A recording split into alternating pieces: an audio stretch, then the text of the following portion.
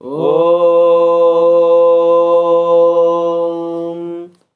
श्रीगुरुभ्यो नमः। हरिः ॐ।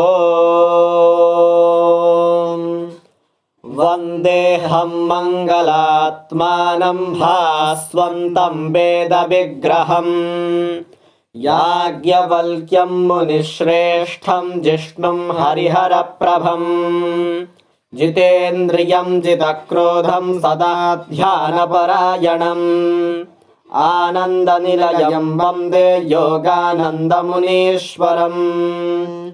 वेदान्तवेद्यं सकलागमद्यं दयासुधासिन्धुमनन्तरूपम् श्रीयाज्ञवल्क्यं परिपूर्णचन्द्रं श्रीमद्गुरुनित्यमहं नमामि।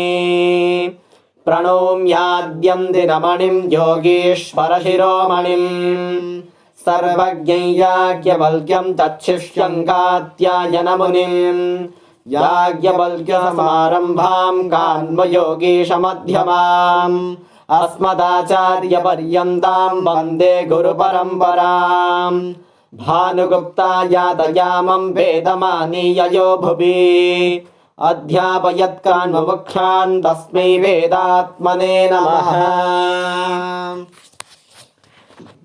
गणानां त्वा गणपतिग्रह हवामहे प्रियाणां त्वा प्रियपतिग्रह हवामहे निधीनां त्वा निधिपतिग्रह हवामहे वसो मम श्रीमहागणाधिपतये नमः। प्रणो यच्छत्वर्यमा प्रपूषा प्रसरस्वती प्रवाग्देवी ददातु नः अर्यमणं बृहस्पतिमिन्द्रं दानाय चोदय वाचं विष्णुग् सरस्वतीग् सवितारं च वाजिनम्। श्रीमहासरस्वत्यै नमः। श्रीगुरुभ्यो नमः। हरिः ॐ।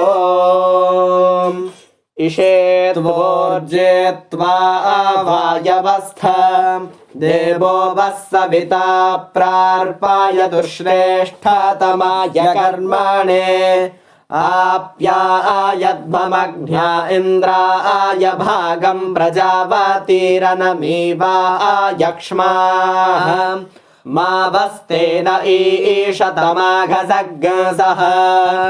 ध्रुवा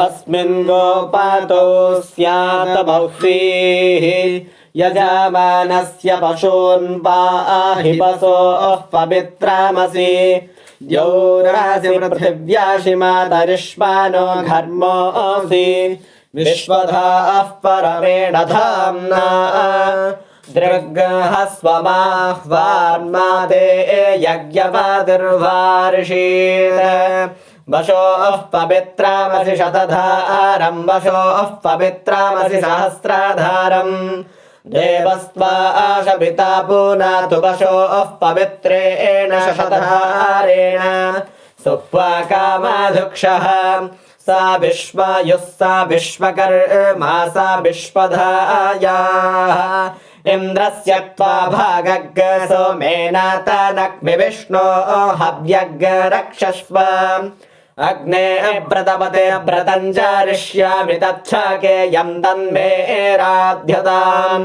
इदमहमन्रतात् सत्यमुपैमि कस्त्वा आयुनक्ति सत्वा आयुनक्ति कस्मै त्वायुनक्ति तस्मै त्वायुनक्ति कर्माणे वां वेषाय वां प्रत्युष्टग् रक्ष प्रत्युष्ट अरातयो निष्टप्तग् रक्षो निष्टप्त अरातयः ऊर्वन्तरिक्षमन्वेमि धूरासि धूर्वधूर्वन्तं धूर्वतञ्योऽस्मान् धूर्वति धूर्वतञ्यं वयं धूर्वामः देवानामसि सस्नेतमं वह्नेतमं वप्रेतमं जुष्टातमं देवहूतमम् आहूतमसि हविर्धानं दृग्हस्वमाह्वार्माते यज्ञवादिर्वार्षीत् विष्णुस्त्वाक्रमता मुरुवाता यापाहदग् रक्षो यच्छन्तां पञ्च देवस्य त्वासविदुः प्राशापेश्विनोर्बाहुभ्याम् पूष्णो हस्ताभ्याम्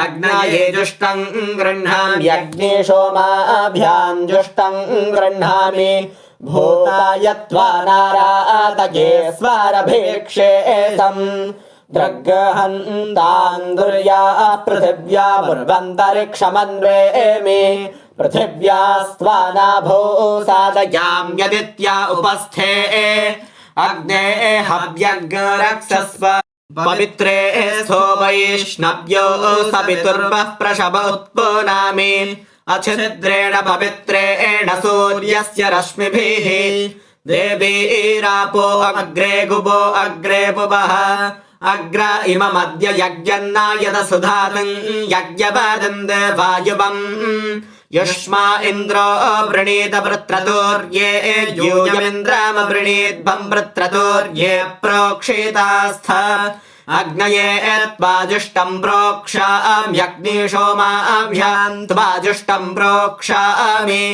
दैव्याय कर्माणि सन्धद्वम् देवयज्ञायै यद्नो शुद्धः पराजघानैतद्वस्थच्छुन्धामि शर्मास्य बाधूतग्रक्षो बाधूता अरातयः आदित्यास्पगासि प्रकृतित्वादिदुर्वेत्तु अद्रिरशिवानस्पत्योग्रावासि पृथुपद्नः प्रदित्वादित्यास्पग्वेत्तु अग्नेस्तनूरासि वाचो विसर्जनम् देववीतये त्वा गृह्णामि बृहन्ग्रावा शिवानस्पत्यस्त इदम् देवेभ्यः हव्यग्शामीष्व सुसमीशमीष्व हविष्कृतेः कुक्कुटोऽसि मधु जिह्व इषमूर्जमावद वयग्सङ्घाते सङ्घाते जेष्म वर्षवृद्धमशि प्रदित्वा वर्षवृद्धम् वेत्तु परापूतग्रक्ष प्रतिपूता अरादयः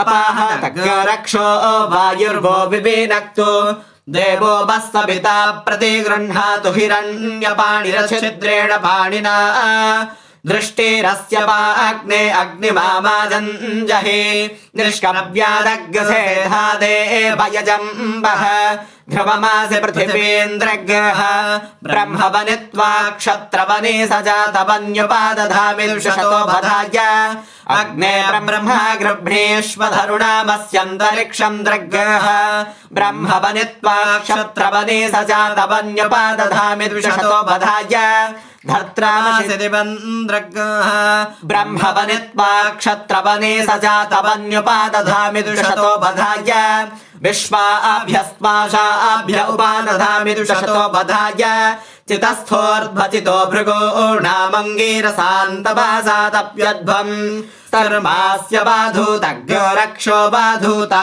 अरादयः आदित्य